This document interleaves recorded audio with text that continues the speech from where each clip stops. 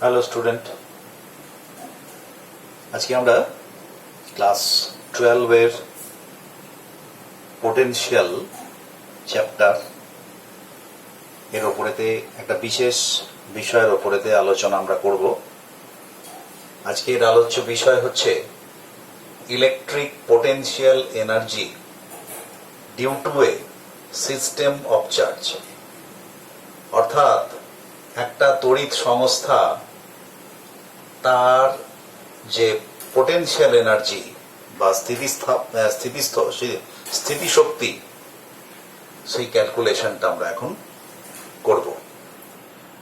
অর্থাৎ একটা যদি আমার পয়েন্ট চার্জ থাকতো কোনো জায়গায়, তাকে বলা হবে সিঙ্গল চার্জ ইলেকট্রিক সিস্টেম বা চার্জের একটা system. System of two charges, যদি দুটো চার্জ থাকতো সিস্টেম অফ টু চার্জেস। যদি একাধিক প্রচুর চার্জ থাকে, অনেক চার্জ থাকে, তাহলে আমরা বলতে পারি system of charges. System of charges অর্থাৎ অনেকগুলো মানে চার্জ নিয়ে একটা সিস্টেম, ইলেকট্রিক্যাল সিস্টেম তৈরি হয়েছে, তার পোটেনশিয়াল এনার্জি কি হবে। আমরা এর আগের ক্লাসগুলোতে দেখেছি এই পোটেনশিয়াল পর্যায়ে আলোচনায়, যেখানে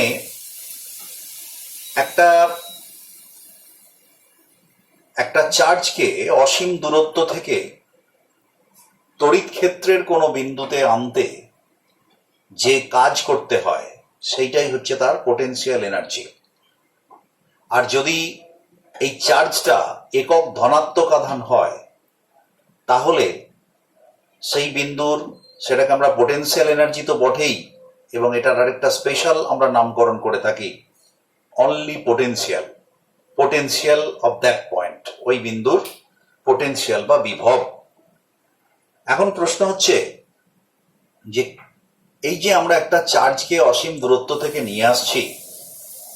নিয়ে আসতে গেলে কেন কোনো একটা বিন্দুতে রাখলে কেন তাতে তার যে পোটেনশিয়াল এনার্জি সে গেইন করছে বা লস করছে, মেবি পোটেনশিয়াল এনার্জি তার কেন চেঞ্জ হচ্ছে। তার মানে এখানে কিন্তু পোটেনশিয়াল এনার্জি চেঞ্জ হচ্ছে।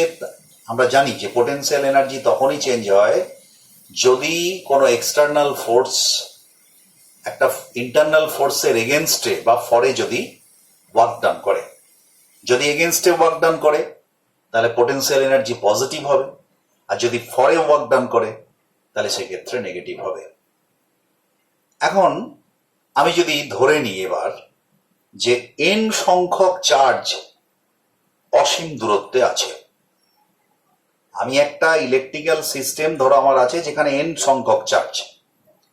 এই ইলেকট্রিক্যাল সিস্টেমটার যদি আমরা পোটেনশিয়াল এনার্জি ক্যালকুলেশন করতে যাই, তাহলে এই ইলেকট্রিক্যাল সিস্টেমের যতগুলো চার্জ আছে তাদেরকে ইন্ডিভিজুয়ালি যদি আমরা অসীম দূরত্ব থেকে নিয়ে আসি এবং এই সিস্টেমের মধ্যে বসাই, তাহলে টোটাল যে ওয়ার্ক ডান হবে সেটাই হবে ওই সিস্টেমের টোটাল পোটেনশিয়াল এনার্জি। তো আমরা ধরে নিলাম n সংখ্যক চার্জ আমরা অসীম দূরত্বে রয়েছে। কেন অসীম দূরত্বে রয়েছে এবং এই অসীম দূরত্বে থাকার কারণ হচ্ছে আমরা জানি যে অসীম দূরত্বে হচ্ছে পোটেনশিয়াল এনার্জি, আর পোটেনশিয়াল এনার্জি বলো আর পোটেনশিয়ালি বলো ইজ জিরো, আমরা ধরে নিই। তো সেখান থেকে আমরা চার্জগুলোকে 1 বাই 1 একটা একটা করে নিয়ে আসছি। তো সেক্ষেত্রে কিভাবে ওয়ার্ক ডান বার করবো আমরা দেখো। প্রথমে আমি ধরে নিলাম যে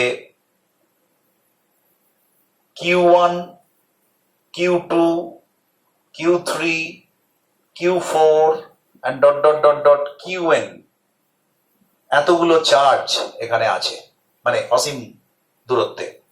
এই চার্জগুলোকে আমরা একে একে বিভিন্ন বিন্দুতে নিয়ে আসব। আমরা এই চার্জগুলোকে একে একে প্রত্যেকে অসীম দূরত্ব থেকে একটা জায়গায় নিয়ে আসব, নিয়ে এসে ওই তড়িৎ সংস্থাটা বা ইলেকট্রিক্যাল সিস্টেমটা আমরা তৈরি করব। তাহলে প্রথমে Q1 চার্জকে নিয়ে আসছি। Q1 চার্জকে ইনফাইনাইট ডিস্টেন্স থেকে আমি ধরলাম এইখানে এনে বসালাম Q1 চার্জ। ওয়ার্ক ডান কত হবে? কোনো ওয়ার্ক ডান হবে না, কারণ আমরা ধরে নিয়েছি যে এখানে আলাদা করে কোনো ইলেকট্রিক ফিল্ড এখানে নেই। তার মানে ফিল্ড শূন্য একটা স্থানে একটা আধানকে নিয়ে আসতে কোনো কার্য করতে হয় না। তাই Q1 আধানকে নিয়ে আসতে আমরা যদি কার্যের পরিমাণটাকে W1 ধরি, তাহলে that is W1 is equals two 0। এবার আমি মনে করলাম যে এবার সেকেন্ড চার্জটাকে আমি নিয়ে এলাম। সেকেন্ড চার্জটাকে আমি ধরে নিচ্ছি যে আচ্ছা, আমি এখানে একটুখানি জায়গাটা ছোট, আমি একটুখানি ধরে নিই। আমি এখানে ধরে নিলাম যে Q1 চার্জটা আমি অসীম দূরত্ব থেকে PR1, মানে এটা R1 ডিস্টেন্সে, মানে এর পজিশন ভেক্টর হচ্ছে R1 ডিস্টেন্সে নিয়ে এসে বসালাম। এবার এর জন্য ওয়ার্ক ডান হচ্ছে দ্যাট ইজ ইকুয়াল টু 0। এবারে আমি সেকেন্ড চার্জকে নিয়ে আসব কোথায় না PR2 বিন্দুতে। PR2 বিন্দুতে আমি সেকেন্ড চার্জটাকে নিয়ে আসব। এখন কি কোনো কাজ করতে হবে? অবভিয়াসলি এখানে কাজ করতে হবে। কেন না, প্রথম যে আধানটা এসছে Q1, যে এই বিন্দুতে আছে PR1 বিন্দুতে, এইখানে থাকার কারণে এখানে কিন্তু এই Q1 আধান একটা ইলেকট্রিক ফিল্ড তৈরি করেছে। আমি যখন Q2 আধানকে নিয়ে আসছি তখন সেই Q2 আধান আনতে গেলে এই ফিল্ডের এগেনস্টে বা ফরে কাজ করতে হচ্ছে। আমি এখানে সবই যদি পজিটিভ ধরি তাহলে তার এগেনস্টে আমাকে এই কাজ করতে হচ্ছে এক্সটার্নাল ফোর্সকে। তাহলে একটা যে কাজটা করতে হবে সেটাই হচ্ছে ওই Q1 মানে Q2 আধানকে আনতে কৃতকার্য। তাহলে Q2 আধানকে আনতে কৃতকার্য কত হবে? W2 সমান Q1 এর জন্য Q2 যে বিন্দুতে বসানো হচ্ছে সেখানে যদি বিভব হয় V2, তাহলে কৃতকার্য হবে V2 ইন্টু Q2। আমি আবার একবার বলছি, Q1 আধান আনার জন্য কোনো কার্য করতে হচ্ছে না, কেননা আগে থেকে আর কোনো আধান নেই, ফলে ইলেকট্রিক ফিল্ড এখানে নেই। এটা ফিল্ড শূন্য অবস্থায় নিয়ে আসা হচ্ছে, তাই W1 ইজ ইকুয়ালস টু 0। এবারে এই আধানটা থাকাকালীন, Q1 আধান থাকাকালীন আমি Q2 কে নিয়ে আসছি PR2 বিন্দুতে। তাহলে PR2 বিন্দুতে আমি যদি নিয়ে আসি তাহলে এই আধান এই PR2 বিন্দুতে একটা বিভব তৈরি করবে। মনে করলাম সেই বিভবটা হচ্ছে V2।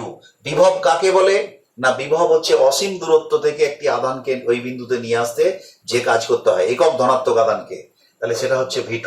তাহলে একক ধনাত্মক আধানকে নিয়ে আসতে V2 কার্য করতে হয়। আমি নিয়ে আসছি কত আধানকে ওই বিন্দুতে? Q2 আধানকে। তাহলে Q2 আধানের জন্য কত কার্য করতে হবে না V2 ইন্টু Q2। তাহলে আমরা লিখতে পারি that is equal two V2 মানে কি 1/4πε0 ইন্টু Q1 বাই R12। কেন R12? R12 হচ্ছে যে এই তোমার Q1 আধান থেকে Q2 আধানের দূরত্ব। R12 হচ্ছে Q1 আধান থেকে Q2 আধানের দূরত্ব, কারণ Q2 আধানকে যেখানে বসাচ্ছি সেটা হচ্ছে সেই বিন্দুতে Q1 আধানের জন্য যে বিভব তৈরি হচ্ছে সেটা হচ্ছে V2। দূরত্বটা কত না R12। তাহলে 1/4πε0 Q12, এটা হচ্ছে V2। এই গোটাটা হচ্ছে V2 into Q2, that is equal two কত হবে 1/4πε0 Q1 Q2 বাই R12। ওকে, তাহলে এটা হলো দ্বিতীয় আধান। এবারে আনবো তৃতীয় আধান। তৃতীয় আধান আনলে কি হবে? ধরে নিলাম PR3 বিন্দুতে নিয়ে আসছি। তাহলে এখানে কৃতকার্য কি হবে? এখানে যে কৃতকার্যটা হবে সেটা হচ্ছে, দেখো লক্ষ্য করে, আমি যখন Q3 আধানকে নিয়ে আসছি তখন অলরেডি Q1 এবং Q2 তারা এক্সিস্ট করছে। তার মানে Q3 আধানকে আমি যে বিন্দুতে বসাবো সেই বিন্দুতে এই Q1 এবং Q2 আধান একটা বিভব কিন্তু তৈরি করে ফেলবে, দুজনের মিলিত বিভব। আমি যদি ধরি সেই বিভবটার মান V3, তাহলে পরে Q3 আনতে ওই বিন্দুতে কৃতকার্য কত করতে হবে?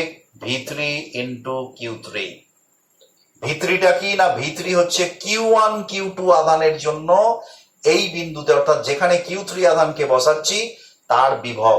তাহলে V3 ইন্টু Q3। এবার V3 মানে কোন কোন আধানের জন্য হচ্ছে না, V3 মানে হচ্ছে 1/4πε0 ইন্টু Q1/R13, কারণ 3 নম্বর আধানের 1 নম্বর থেকে দূরত্বকে আমি ধরছি R13, প্লাস 1/4πε0 Q2/R23, মানে 2 থেকে 3-এর দূরত্ব, into Q3, that is equal two কত হচ্ছে? আমি যদি তাহলে এটা লিখি, তাহলে 1/4πε0 Q1 Q3 by QR13 plus 1/4πε0 Q2 Q3 by R23। তাহলে পরে 3 নম্বর আধানকে আনতে এই কাজটা করতে হচ্ছে, এটা total work, that is sorry এটা W3। তাহলে W3 is equals to this. এবার যদি আমি 4 নম্বর আধানকে নিয়ে আসি তাহলে কি হবে? এটা কোথায় নিয়ে আসবো? R4 বিন্দুতে। তাহলে কৃতকার্য যদি W4 হয়, তাহলে একে যখন নিয়ে আসছি আমার অলরেডি এক্সিস্ট করছে কোন কোন আধান? Q1 Q2 Q3। তাহলে এই R4 বিন্দুতে আমার এই 3টে আধানের জন্য একটা নেট বিভব পাওয়া যাবে। সেই বিভব যদি V4 হয় আর এই আধানটা হচ্ছে Q4, তাহলে Q4 into V4 into Q4। এবার V4টা কত হবে? ঠিক একই পদ্ধতিতে আমি একদম সরাসরি 1/4πε0টা কমন নিলাম, কমন নিয়ে এবার Q1 আধানের জন্য কত হবে? Q1 বাই 1 নম্বর থেকে 4 নম্বরের দূরত্ব, তার মানে R14 plus Q2 by R24 plus Q3 by R34 into Q4। তার মানে কত হলো? তাহলে 1/4πε0 Q1 Q4 by R14 Q2 Q4 by R24, আচ্ছা আমি এটা কমনই নিয়ে নিচ্ছি, plus Q3 Q4 by R34। এইভাবে যদি আমরা করতে থাকি n সংখ্যক আধানের জন্য, তাহলে আমরা টোটাল ওয়ার্ক ডান পাবো। তাহলে বিষয়টা যেটা দাঁড়ালো, প্রথম আধান আনার জন্য কোনো কাজ করতে হচ্ছে না, দ্বিতীয় আধান আনার জন্য প্রথম আধানের বিভবের জন্য যে কৃতকার্য হচ্ছে সেটা V2 Q2, তৃতীয় আধান আনার জন্য প্রথম দুটো আধানের জন্য যে বিভব তৈরি হচ্ছে ওই বিন্দুতে সেই বিভব ইন্টু যে আধানকে নিয়ে আসছি, আর Q4 এর জন্য একইভাবে আমরা করছি। তাহলে n সংখ্যক আধানের জন্য আমরা যদি করি, তাহলে এই সমস্ত ওয়ার্কগুলোকে যোগ করলে যেটা হবে সেটাই হবে ওই সিস্টেমের টোটাল পোটেনশিয়াল এনার্জি। ওই সিস্টেমের মানে প্রত্যেকটা বিন্দুতে বিভিন্ন বিভিন্ন পোটেনশিয়াল এনার্জি আছে, সেইগুলোকে টোটাল করলে যেটা হবে। তো এটার জন্য আমাকে একটু মুছতে হবে, তাহলে পরে আমি ওপরটা মুছে দিচ্ছি। আচ্ছা, তাহলে আমি এখানটায় লিখছি, দেখো, তাহলে total work done by the external force W is equals to W1 plus W2 plus W3 plus W4 and dot so on Wn। তার মানে W is equals to 0 plus এটা 0 প্লাস 1/4πε0। আমি যদি কমন নিই লিখি একবারে সরাসরি, তাহলে হবে Q1 Q2 by R12, W2 সমান W2 গেল। এবার W3 কত হবে? W3 হচ্ছে এইটা, এখানে 1/4πε0 কমন যাচ্ছে, plus Q1 Q3 by R13 plus Q2 Q3 by R23 plus এবার Q4 এর জন্য হবে তোমার Q1 Q4 by R14 plus Q1 sorry Q2 Q4 by R24 and so on and dot dot dot dot dot up to n পর্যন্ত এরকম। তো এইটা হচ্ছে টোটাল ওয়ার্ক ডান, আর এই যে টোটাল ওয়ার্ক ডান যেটা হলো সেটাই হবে ওই সিস্টেমের টোটাল পোটেনশিয়াল এনার্জি। তো আমরা তার মানে কি করছি দেখো তো, এখানে লক্ষ্য করে জোড়ায় জোড়ায় চার্জগুলো নিচ্ছি, খেয়াল করে দেখো 1 2 1 3 2 3 1 4, মানে 1 এর সঙ্গে সবাইকার, 2 এর সঙ্গে সবাইকার, যতগুলো সম্ভাব্য জোড়া তৈরি করা যাবে। জোড়া মানে এখানে কিন্তু ব্যাপার আছে, এইখানে যেটা ভুল হয়ে যায় অনেক সময় যে দেখা যাচ্ছে 1 2 একবার নিলাম, দুটো দুটো জোড়া, মানে এক জোড়া করলাম 1 2, আবার দেখা গেল পরে 2 2 1 নিকেলি, কিন্তু 2 1 আর 1 2 একই ব্যাপার, কারণ ওই জোড়াটার জন্য একটা পটেনশিয়াল এনার্জি থাকবে। তো সেই জন্যে আমরা জোড়া জোড়া করে এগুলো আমরা নেব। তাই আমরা এটাকে যদি আমরা একদম এ ফর্মে লিখতে পারি, আমি এটা নিচেরটা মুছে দিচ্ছি।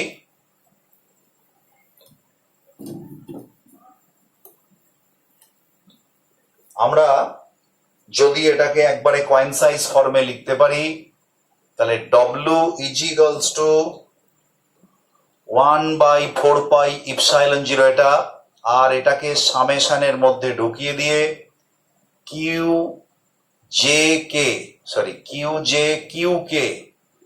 বাই RJK, দেখো এখানে লক্ষ্য করে Q1 Q2 R12, Q1 Q3 R13, তাহলে QJ বাই RJK এইখানে হচ্ছে ফর অল পেয়ার্স, সমস্ত পেয়ারের জন্য এটা হচ্ছে টোটাল এনার্জি। এখন এখানে একটা বড় প্রশ্ন দেখা দিতে পারে যে তাহলে আমার যদি 10টা চার্জ থাকে তাহলে কতগুলো পেয়ার হবে। এখন তুমি যদি মুখে আন্দাজে গুনে গুনে 1 এর সঙ্গে 2, 2 এর সঙ্গে 3, 1 এর সঙ্গে 3 এরম করে করে গুণ করা মানে মনে করা একটু প্রবলেম। সেই জন্যে যেটা করতে হবে সেটা হচ্ছে এখানে জোড়া জোড়া করে নেয়া, কিন্তু জোড়াটাকে মানে মানে এ হবে না, মানে কি বলে পারস্পরিক নয়, 1 2 মানে 2 1, তার মানে একবারই জোড়াটা নিতে হবে। তাই আমরা একটা কম্বিনেশন এন্ড ফর্মুলা এখানে ফেলতে পারি। যেমন যদি আমাদের ধরো, আমি যদি ধরে নিই ইফ উই হ্যাভ 4 চার্জেস, যদি 4টে চার্জ থাকে তাহলে পরে টোটাল জোড়া কটা হবে না, সেটা হবে 4C2, মানে জোড়া মানে দুটো দুটোই, মানে NCR 4C2, তার মানে কত হবে factorial 4 by factorial 2 into factorial 4 minus 2, তার মানে ফ্যাক্টোরিয়াল 4 মানে 4 into 3 into factorial 2 by factorial 2 into 2, তার মানে ফ্যাক্টোরিয়াল 2 কেটে গেল, এটা কেটে গেল 2, তার মানে 6টা পেয়ার হবে। তাহলে এখান থেকে আমি কিন্তু বুঝে নিতে পারি এনসিআর ফর্মুলা। তার মানে এনসিআর এর ফর্মুলা হচ্ছে যে factorial n by factorial r into factorial n minus r।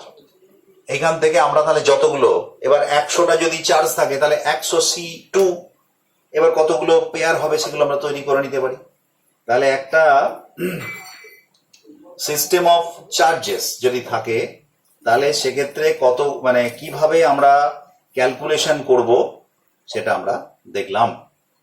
এরপরে আরেকটি পোটেনশিয়াল এনার্জি, আরেকটি বিষয়ের উপর আমরা পোটেনশিয়াল এনার্জি ক্যালকুলেট করব, সেটা হচ্ছে যে ইলেকট্রিক্যাল ফিল্ডে যদি একটা তোমার দ্বিমেরু থাকে, ডাইপোল থাকে, তাহলে সেই ডাইপোলকে যদি আমরা তার স্বাভাবিক অবস্থান থেকে, আমরা একটা ডাইপোল যদি থাকে তাহলে কি হয় না, ডাইপোলের ওপর একটা আমরা ইতিমধ্যে দেখবে ইলেকট্রিক্যাল ফিল্ডে আলোচনা করেছি, ডাইপোলের ওপর ইলেকট্রিক্যাল ফিল্ড একটা টর্ক অ্যাপ্লাই করে। এই টর্কের ফলে কি হয় না, সেই আধানটাকে সেই ডাইপোলটাকে তার নিজের দিকে সাম্যাবস্থায় ঘুরিয়ে নিয়ে যেতে চায়। কিন্তু যদি আমরা আরেকটা এক্সটার্নাল টর্ক জাস্ট ওই ডাইপোলের বিরুদ্ধে এবং ওর সমান পরিমাণ যদি উল্টো দিকে প্রয়োগ করি, ওই টর্কের উল্টো দিকে, তাহলে দেখা যাবে যে সেখানে আমাদের কিন্তু we have to do work, আমাদের কিন্তু কাজ করতে হচ্ছে। আর এই কাজটা করতে হচ্ছে, সেই কাজটা কোথায় যাচ্ছে না, force work done against the force, তাহলে ওই সিস্টেমের মধ্যে সেই কাজটা রয়ে যাবে। তাহলে আজকে এখন আমরা যে আলোচনা করব, কোনো একটা তড়িৎ ক্ষেত্রে কোনো একটা দ্বিমেরুকে বিক্ষিপ্ত করতে কৃতকার্য এবং সিস্টেমের এবং দ্বিমেরুর স্থিতিশক্তি। তাহলে এটা মুছে দিই। তাহলে এখন আলোচ্য বিষয় হচ্ছে তড়িৎ ক্ষেত্রে। অবশ্য এখানে এটা বলে রাখি যে তড়িৎ ক্ষেত্র বললে জেনারেলাইজ হবে।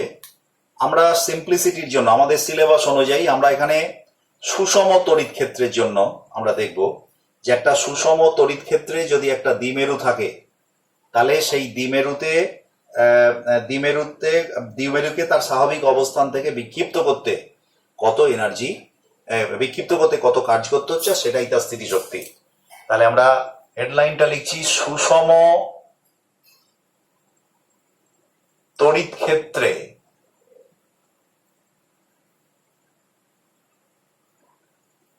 স্থিত দ্বিমেরুকে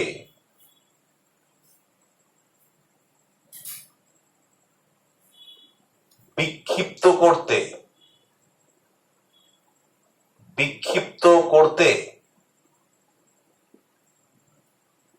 কৃতকার্য ও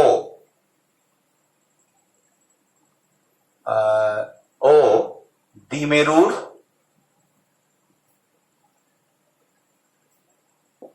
স্থিতিশক্তি। দ্বিমেরুর স্থিতিশক্তি। তাহলে সুষম তড়িৎ ক্ষেত্রে স্থিত দ্বিমেরুকে বিক্ষিপ্ত করতে কৃতকার্য এবং দ্বিমেরুর স্থিতিশক্তি। প্রথমত সুষম তড়িৎ ক্ষেত্র আমরা কাকে বলে জানি। সুষম তড়িৎ ক্ষেত্র হচ্ছে সেই তড়িৎ ক্ষেত্র যার প্রতিটা বিন্দুতে তড়িৎ ক্ষেত্রের মান এবং অভিমুখ হচ্ছে সমান। অর্থাৎ প্রত্যেকটা তড়িৎ ক্ষেত্রের অভিমুখ, প্রতিটা বিন্দুতে তড়িৎ ক্ষেত্রের অভিমুখ একই দিকে এবং মান হচ্ছে সমান। তাকে আমরা বলি সুষম তড়িৎ ক্ষেত্র। তাই একে আমরা কিভাবে প্রকাশ করি না, কতকগুলি প্যারালেল অ্যান্ড ইকুইস্পেসড মানে সমান দূরত্বে অবস্থিত কতকগুলি সরল রেখা এবং অবশ্যই দিক সম্বলিত সরল রেখার সাহায্যে। আর দ্বিমেরুর ক্ষেত্রে যেটা, যে দ্বিমেরু মানে দুটি সমান এবং বিপরীত জাতীয় আধানের সমন্বয়ে গঠিত তড়িৎ সংস্থা। দ্বিমেরুর যে ভৌত রাশি দ্বারা দ্বিমেরুকে চিহ্নিত করা হয় তা হচ্ছে দ্বিমেরু ভ্রামক।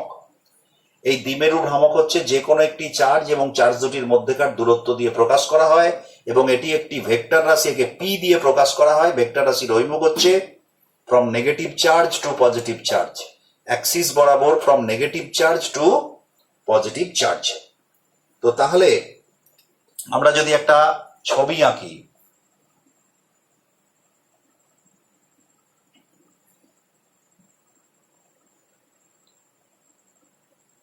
আমরা একটা সুষম তড়িৎ ক্ষেত্র ধরলাম। এই তড়িৎ ক্ষেত্র হচ্ছে ই, মানে প্রতিটা বিন্দুতে প্রাবল্য হচ্ছে ই।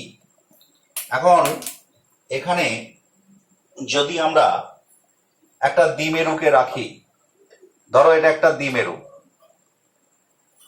এই আমি একটা বড় করেই আঁকছি, এটা একটা দ্বিমেরু, এটা একটা দ্বিমেরু। এই দ্বিমেরুর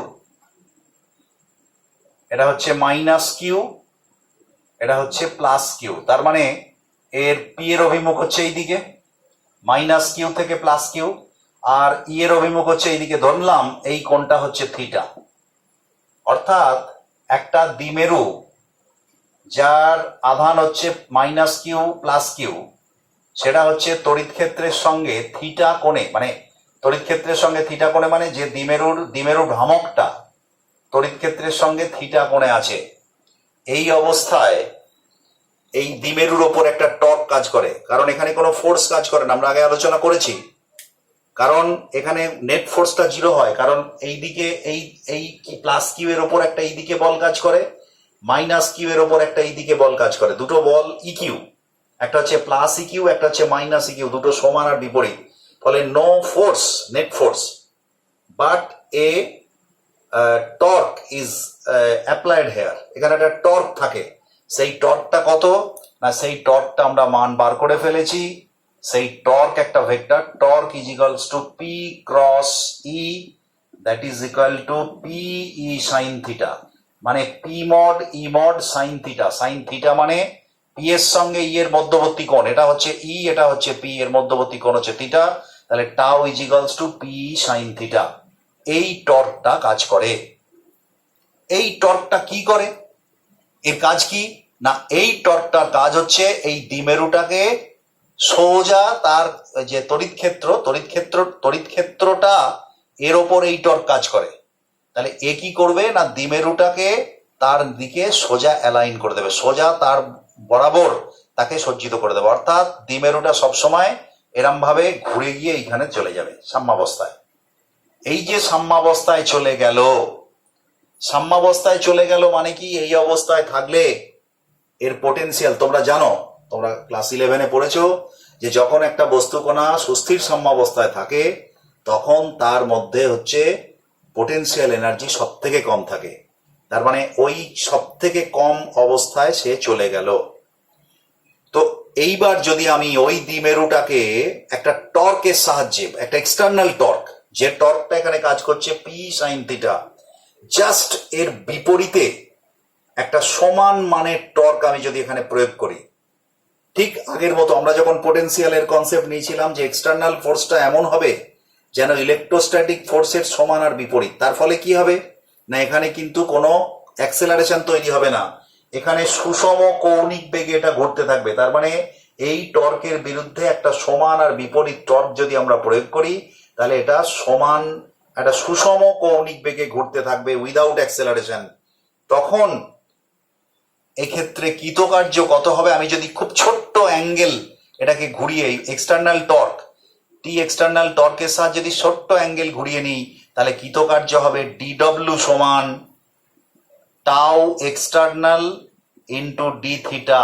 ছোট্ট কোণে ঘোরালাম, এখানে কৌণিক সরণ হচ্ছে D theta, tau external into D theta. তাহলে টোটাল এনার্জি, এই টোটাল ওয়ার্ক ডান কত হবে, integration tau external into D theta. এবার আমি বলেই দিয়েছি যে এই টাউটা অর্থাৎ এই যে ইন্টারনাল টাউ অর্থাৎ ইলেকট্রিক ফোর্সটা, মানে ইলেকট্রিক ফিল্ডটা পি এর ওপর যে মানে টর্কটা প্রয়োগ করছে এই টর্কটা কিন্তু তার সমান। তাহলে এখানে পি সাইন থিটা আমি বসাবো, তাহলে W is equals to P E sine theta D theta. এবার আমি ধরে নিলাম এটা সাম্যাবস্থায় ছিল না, ধরো আমি ধরে নিচ্ছি কোনো একটা কোণে ছিল, লেটাস সাপোজ এটা প্রথমে ছিল থিটা জিরো কোণে, অর্থাৎ ই এর সঙ্গে পি এর কোণ ছিল থিটা জিরো, সেখান থেকে আমি ঘুরিয়ে নিয়ে এলাম থিটা ওয়ানে, আমি সেখান থেকে ঘুরিয়ে নিয়ে এলাম থিটা ওয়ানে বা থিটাতে, মেবি থিটা জিরো থেকে থিটায় নিয়ে এলাম, যদিও এটা থিটা আছে, আচ্ছা থিটা ওয়ানে লিখছি। তাহলে পরে ডব্লিউ সমান, আমরা পিটা তো কনস্ট্যান্ট এখানে, তাহলে বাইরে বেরিয়ে এলো, আর সাইন থিটা ডি থিটার ইন্টিগ্রেশন হচ্ছে মাইনাস কস থিটা, তাহলে minus cos theta integration theta zero to theta one. তাহলে W is equals to P, upper লিমিটটা প্রথম বসবে, তাহলে minus cos theta one minus of minus, তার মানে প্লাস কস থিটা জিরো। এইটা হচ্ছে টোটাল ওয়ার্ক ডান। অর্থাৎ একটা দ্বিমেরুকে যদি থিটা জিরো কোণ থেকে, যখন তড়িৎ ক্ষেত্রের সঙ্গে থিটা জিরো কোণে আছে তা থেকে থিটা ওয়ান কোণে নিয়ে আসতে টোটাল ওয়ার্ক ডান হচ্ছে এইটা। আর এই ওয়ার্ক ডানটাই ওই ইয়ের মধ্যে, অর্থাৎ ওই কি বলে তোমার হচ্ছে যে দ্বিমেরুর মধ্যে স্থিতিশক্তি হিসাবে সঞ্চিত থাকবে। এখন এই এক্সপ্রেশনটাকে আমরা যদি এইভাবে করি আমাদের সুবিধাজনক অবস্থায় চলে আসতে পারি। সেটা হচ্ছে যে ধরো এমন একটা অবস্থান থেকে নিয়ে এলাম আমরা তড়িৎ দ্বিমেরুটা, প্রাথমিক অবস্থানটা এমন জায়গায় আছে, ধরে নিলাম যে সেখানে হচ্ছে ইয়েটা জিরো, সেখানে হচ্ছে যে তোমার পোটেনশিয়াল এনার্জিটা জিরো। তাহলে সেক্ষেত্রে আমরা যদি থিটা জিরোটাকে পাই বাই টু ধরি, এটাই কনভেনশন, থিটা জিরোটাকে যদি আমরা পাই বাই টু ধরি তাহলে পরে ওয়ার্ক ডান কত হবে, ইফ থিটা জিরো মানে প্রাথমিক অবস্থান যদি পাই বাই টু হয় তাহলে সেক্ষেত্রে ডব্লিউ সমান হবে minus P cos theta minus cos theta one. এখন থিটা ওয়ানটাকে আমি জেনারেল ফর্মে আমি যদি থিটা লিখি তাহলে W is equals to minus P cos theta. এটাই হচ্ছে একটা ইয়েকে তোমার একটা দ্বিমেরুকে জিরো পোটেনশিয়াল এনার্জি থেকে থিটা কোণে যদি আমি তাকে রোটেট করাই এক্সটার্নাল টর্কের সাহায্যে তাহলে ওয়ার্ক ডান হবে minus P E cos theta, minus P E cos theta. এটা হচ্ছে ওয়ার্ক ডান, আর এই ওয়ার্কটাই ওর পোটেনশিয়াল এনার্জি হিসাবে থাকবে। এখন ভেক্টর ফর্মে যদি এটাকে আমরা লিখি তাহলে ডব্লিউ ইজ ইকুয়ালস টু আমরা লিখতে পারবো minus P dot E, minus P dot E. W is equals to, বা এটাকে আমরা ইউ পোটেনশিয়াল এনার্জিও লিখতে পারি, potential energy is equals to minus P dot E, minus P dot E. এটা হচ্ছে পোটেনশিয়াল এনার্জি। তো তার মানে আমরা দেখতে পাচ্ছি যে একটা দ্বিমেরুকে, তড়িৎ ক্ষেত্রে স্থিত একটা দ্বিমেরুকে যদি তার যে কোনো অবস্থান থেকে যে কোনো অবস্থানে নিয়ে যেতে হয় তাহলে সেখানে কাজ করতে হবে এবং সেখানে এর মধ্যে স্থিতিশক্তি তৈরি হবে এবং পোটেনশিয়াল এনার্জি হচ্ছে মাইনাস পি ডট ই। আমি প্রসঙ্গক্রমে একটা কথা এখানে বলতে পারি যেটা হচ্ছে পোটেনশিয়াল এনার্জি পি ডট ই, আর এই পি ক্রস ই যখন হয়, শুধু এটা প্লাস মাইনাস নয় প্লাস, তখন কিন্তু এই যে টাও অর্থাৎ পি ক্রস ই এটা কিন্তু একটা ভেক্টর, আর পি ডট ই এটা কিন্তু স্কেলার। এটা হচ্ছে ওয়ার্ক ডান বা পোটেনশিয়াল এনার্জি, আর এটা হচ্ছে টাও। তো যাই হোক, তো এই হচ্ছে তোমার বিষয়। এখন তাহলে আমরা দেখতে পেলাম যে এইবার যদি আমরা ধরো দেখি যে বিভিন্ন অ্যাঙ্গেলে এটা যদি রাখা হয় এই আমি এই অবস্থানে, তাহলে কোথায় কত এনার্জি তৈরি হয়। যেমন ফার্স্ট ধরো আমি একটু মুছেই দিই, এগুলো না মুছলে পরিষ্কার হবে না, তাহলে ছবিটাও মুছে দিচ্ছি। তাহলে প্রথমত অ্যাট অ্যান অ্যাঙ্গেল মানে theta is equals to zero, যদি theta is equals to zero হয় তাহলে পোটেনশিয়াল এনার্জি কত হবে, ইউ থিটা বা ইউ জিরো যদি লিখি এটাকে, তাহলে ইউ জিরো সমান কত হবে, ইউ জিরো সমান হবে মাইনাস পি কস জিরো, তার মানে হচ্ছে মাইনাস পি। এই যে অবস্থান, এই অবস্থানটাই হচ্ছে সুস্থির সাম্যাবস্থান, এটাকে বলা হয় সুস্থির সাম্যাবস্থান, সুস্থির সাম্যাবস্থান। ঠিক আছে, এবার at theta is equals to pi by two, তাহলে কত হবে, আমি যদি এটাকে ইউ ধরি, ইউ পাই বাই টু ধরি, তাহলে কত হবে minus P cos pi by two, that is equal to zero. At theta is equals to pi অর্থাৎ উল্টো দিকে, তাহলে ইউ পাই সমান কত হবে, ইউ পাই সমান হবে minus P into cos 180 degree, that is equal to P, that is equal to P. তার মানে এইখানে পোটেনশিয়াল এনার্জি সব থেকে বেশি। তাহলে একটা জিনিস দেখো যে যদি আমি সুস্থির সাম্যাবস্থান থেকে এইখানে নিয়ে যাই তাহলে স্থিতিশক্তি আমাকে বাড়াতে হবে প্লাস মানে পি, আর যদি এই অবস্থানে পাই অবস্থানে নিয়ে যাই তাহলে হবে মাইনাস পি টু পি মানে টু পি, এত পরিমাণ স্থিতিশক্তি হচ্ছে আমাকে বাড়াতে হবে। সেই জন্যে এই যে অবস্থানটা এখানে পোটেনশিয়াল এনার্জি সব থেকে বেশি, এইটাকে আমরা বলি অস্থির সাম্যাবস্থান, এটাকে আমরা বলি অস্থির সাম্যাবস্থা। এখন তোমরা ক্লাস 11-এ নিশ্চিতভাবেই পড়েছো যে সুস্থির সাম্যাবস্থা কাকে বলে না, সুস্থির সাম্যাবস্থা হচ্ছে যে কোনো একটা তোমার একে কোনো একটা বস্তুকে সে এমন একটা সাম্যাবস্থায় থাকে যেখানে তার উপরে যদি আমরা একটা বিচ্যুতি বল প্রয়োগ করি, তাকে যদি বিচ্যুত করি তাহলে পরে কি হবে না আবার পুনরায় যদি প্রথম অবস্থানে ফিরে চলে আসে তাকে বলি সুস্থির সাম্যাবস্থান। আর যদি এমন হয় যে আমি বল প্রয়োগ করার ফলে যে বিচ্যুত হলো সে আর প্রথম অবস্থায় ফিরে আসে না, তখন তাকে আমরা বলি অস্থির সাম্যাবস্থান। ঠিক এখানেও যেমন এই যে 0 ডিগ্রিতে যখন থাকে তখন যদি আমি সামান্য বল প্রয়োগ মানে টর্ক প্রয়োগ করে এটাকে যদি বিচ্যুত করি ওই দ্বিমেরুটাকে, তাহলে আবার প্রাথমিক অবস্থানে ফিরে চলে আসবে। কিন্তু এই অবস্থানে থাকা অবস্থা, পাই অবস্থানে থাকা অবস্থায় যদি আমি সামান্যতম বিচ্যুতি করি, তাহলে সেখানে আর ফিরে আসবে না, অন্য একটা সাম্যাবস্থানে গিয়ে সে হাজির হবে। তাই এটাকে অস্থির সাম্যাবস্থা বলা হচ্ছে, এটাকে আমরা সুস্থির সাম্যাবস্থা বলছি। তো এটা হচ্ছে মোস্ট আনস্টেবল স্টেট, আর এটা হচ্ছে মোস্ট স্টেবল স্টেট। তো আমাদের এই দুটো আলোচনার মধ্য দিয়ে আজকের ক্লাস আমরা শেষ করছি। ওকে।